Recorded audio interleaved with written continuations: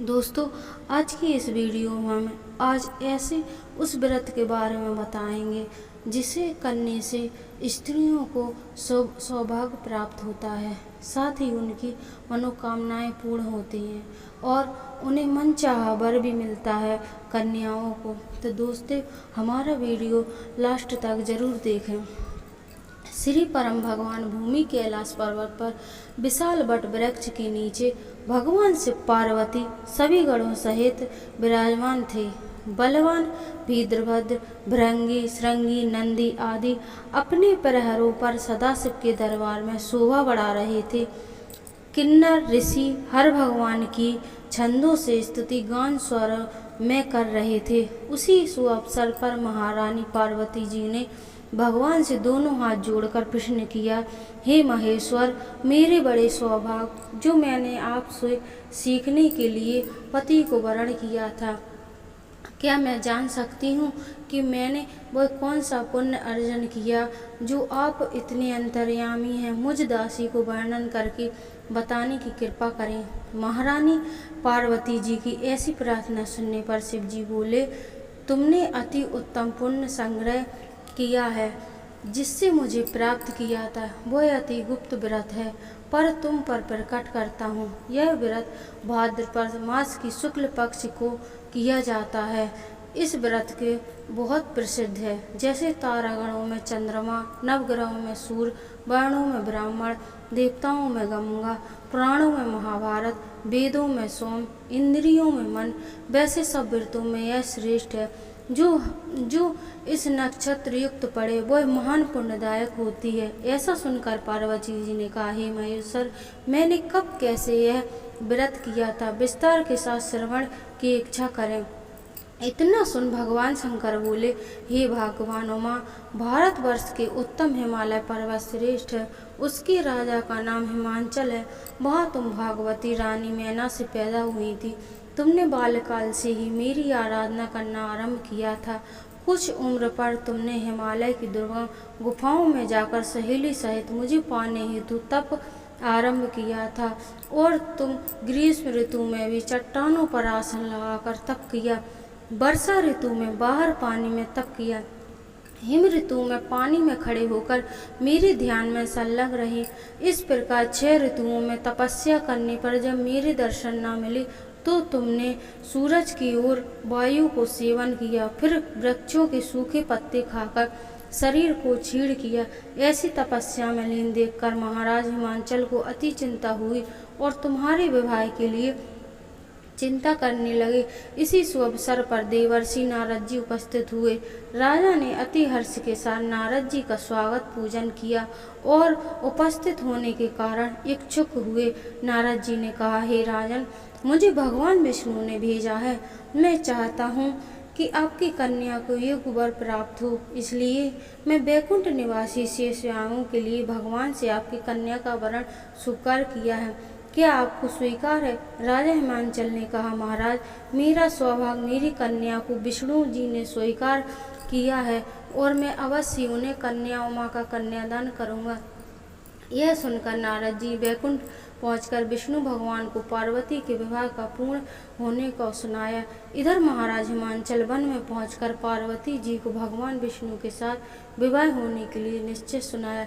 ऐसा सुनते ही पार्वती जी को बहुत दुख हुआ और दुख से विलीन होकर अपनी सखी के पहुंचकर विलाप करने लगी। तुम्हारे विलाप देख सखी ने तुम्हारी इच्छा जानकर कहा, देवी, मैं तुम्हें ऐसी गुफा तपस्या के लिए ले चलूंगी जहां महाराज हिमांचल तुम्हें ढूंढ भी नहीं सकेंगे। ऐसा कह सहेली उमा सहित हिमालय की गहन गुफा में विलीन हो गई। तब महाराज हिमांचल घबराकर पार्वती जी को ढूंढते हुए विलाप करते हुए, मैंने विष्णु जी को वचन दिया था, वह कैसे पूर्ण होगा, ऐसा कह वह मूर्छित हो गए। तब सभी पुरावासियों के साथ लेकर ढूंढने को महाराज ने पर्दा अपहरण किया, चिंता करते हुए, क्या मेरी कन्या को कोई शेर खा गया है या सर्प डस गया है या कोई राक्षस हल ले गया है। उस समय तुम अपनी सहेली के साथ गहन गुफा में बिना जल अन्न के मेरा व्रत कर रही थी और नदी की बालू का लिंग स्थापित कर वन पुष्प फलों से पूजन कर रही थी। उसी दिन भाद्र मास की तृतीय शुक्ल और नक्षत्र युक्त प्राप्त की थी। तुम्हारे द्वारा की गई पूजा फलस्वरूप मेरा सिंहासन हिल उठा, तो मैंने तुम्हें दर्शन दिया और तुमसे कहा, देवी, मैं तुम्हारे इस व्रत और पूजन से अति प्रसन्न हूँ। तुम अपनी कामना का मुझसे वर्णन करो। इतना सुनते ही तुम बहुत खुश हो गईं और मुझसे प्रार्थना की, आप अंतर्यामी हैं, मेरे मन के भाव छुपे नहीं हैं, आपको पति के रूप में चाहती हूँ। इतना सुनकर वह इच्छित पूर्ण वरदान देकर अंतर्ध्यान हो गया। इसके बाद तुम्हारे पिता हिमांचल मंत्रियों सहित ढूंढते नदी के तट पर शोक के मूर्छित होकर गिर पड़े। उसी समय तुम अपनी सहेलियों के साथ मेरी बालू की मूर्ति विसर्जन करने हेतु नल और तट पर पहुंच गई। उसी समय तुम्हारे नगर निवासी मंत्रीगण सहित हिमांचल तुम्हारे दर्शन के लिए प्रसन्न हुए और लिपट लिपट कर रोने लगे। उमा, तुम इस भयंकर वन में कैसे चली गई, जो अति भयानक है, जहाँ शेर, व्याघ्र, जहरीले सर्पों का निवास है, जहाँ मनुष्य के प्राण संकट में पड़ सकते हैं। इससे हे पुत्री, इस भयंकर गुफा को त्याग कर गृह के लिए प्रस्थान करो। पिता का ऐसा कहने से तुमने कहा, पिताजी, मेरा विवाह तुमने भगवान विष्णु के साथ स्वीकारा है, इसलिए मैं इसी वन में रहकर अपने प्राण विसर्जन करूंगी। ऐसा सुनकर महाराज हिमांचल अति दुखी हुए बोले, प्यारी पुत्री, तुम शोक मत करो, तुम्हारा विवाह कदापि भगवान विष्णु के साथ नहीं करूंगा। तुम्हारा अभिष्ट तो तुम्हें प्राप्त उन्हीं सदाशिव से तुम्हारा करूंगा। पुत्री, तुम मेरे अति प्रसन्न हो। तब तुम सहेली के साथ नगर में उपस्थित होकर अपनी माता सहेलियों से मिली। कुछ समय बाद शुभ मुहूर्त में तुम्हारा विवाह विधि विधान से महाराज हिमांचल व महारानी मैना ने मेरे साथ पुण्य अर्जन किया। हे सौभाग्यशालिनी, जिस सहेली ने तुमको हरण हिमालय की गुफा में रख मेरा तीज का व्रत किया था, इसी व्रत का नाम हरताल का तीज पड़ा। यह व्रत सब व्रतों का व्रत राज है। इस पर माता पार्वती ने कहा, प्रभु, आपने मेरे मिलने को सुखद कथा सुनाकर मुझे प्रसन्न तो किया है, पर इस व्रत के करने का विधि विधान फल मुझे नहीं सुनाया, इसलिए कृपा करके मुझे इसे करने की विधि फल स्वरूप बताएं। इतना सुनते ही भगवान श्री बोले, प्रिय, मैं इस व्रत का संविधान फल सुना रहा हूँ। इस व्रत सौभाग्यवती नारी पति चाहने वाली कन्याओं को करना चाहिए। यह व्रत भाद्रपद के शुक्ल पक्ष की द्वितीया के शाम को आरंभ कर तीज का व्रत धारण करें। यह व्रत निराहार, बिना फल आहार और बिना निर्जल रहकर करना चाहिए। भगवान शिव पार्वती की प्रतिमा स्वर्ण की स्थापित कर, केले के पुष्प आदि के खम्भे स्थापित कर, रेशमी वस्त्र तान कर उनका मंडप सजाना चाहिए और शिव का बालू का लिंग स्थापित कर पूजन, अच्छी भेरी, शंख, मृदंग आदि रात्रि में जागरण करना चाहिए। भगवान शिव का पूजन के बाद फल, फूल, पकवान, लड्डू, मेवा, मिष्ठान, तरह तरह के भोग सामग्री चढ़ाना चाहिए। फिर ब्राह्मणों को देव, अन्न, वस्त्र आदि का दान देना चाहिए। भगवान शिव को वस्तु सिद्ध पंचाक्षरी मंत्र और ओम नमः शिवाय कहकर समर्पित करना चाहिए। प्रार्थना करते समय अपनी कामना इच्छा को भगवान के सामने प्रेषित करें। फिर पार्वती जी ने आगे प्रार्थना की। प्रार्थना के बाद पुष्पों को दोनों हाथों में लेकर पुष्पांजलि समर्पण करें। फिर चतुर्थी शिवलिंग को किसी नदी या तालाब में विसर्जन करें। फिर 3 ब्राह्मणों को दक्षिणा दें। इस प्रकार व्रत पूर्ण करने से नारी सौभाग्यवती होती है और धन और पुत्र पौत्रों से सुखी जीवन व्यतीत करती है।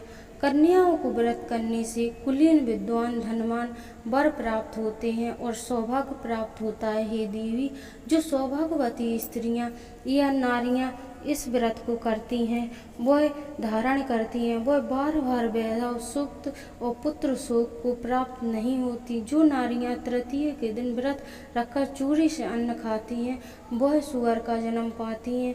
जो फल खाती हैं, वो बंदरिया की योनि को प्राप्त करती हैं। जो जल पीती हैं, वह जौ का जन्म लेती हैं। जो दूध पीती हैं, वह सर्पणी का जन्म रखती हैं। और जो नारी मांस खाती है वह शेर का जन्म लेती है, और जो दही खाती है वह बिल्ली का जन्म लेती है। जो स्त्री मिठाई खाती है वह चींटी का जन्म लेती है, और जो सभी चीज़ें खाती है वह मक्खी का जन्म लेती है।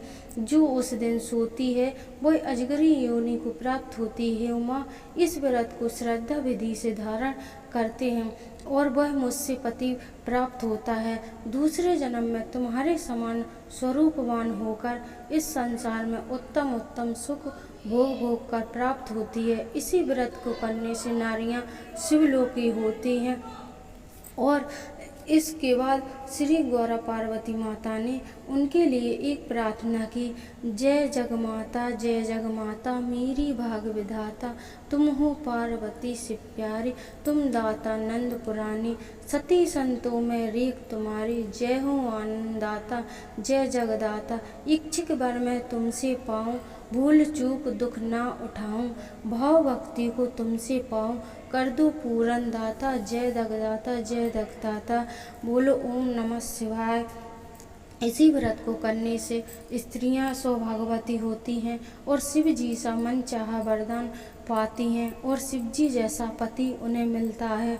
बोलो ओम नमः शिवाय।